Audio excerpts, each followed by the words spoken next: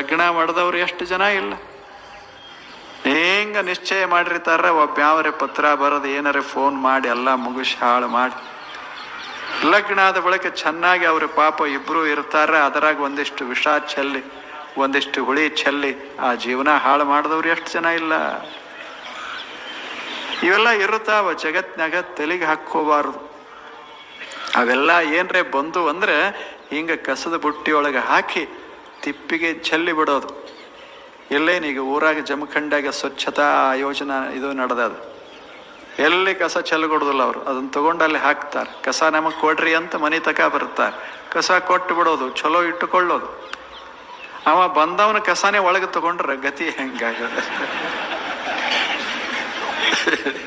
ನಿಮ್ಮದು ಇಷ್ಟು ನನಗ ಕೊಡು ಅಂದ್ರೆ ಹಂಗೆ ಯಾರ್ದಾರು ಕೂಡ ಮಾತನಾಡುವಾಗ ಕಸದಂಥ ಮಾತುಗಳಿದ್ರೆ ನೀನೇ ಇಟ್ಕೋಪ್ಪ ಅಂತ ಹೇಳೋದು, ಚಲೋ ಮಾತಿದ್ರೆ ನನಗೊಂದಿಷ್ಟು ಕೊಡು ಅಂತ ಹೇಳೋದು.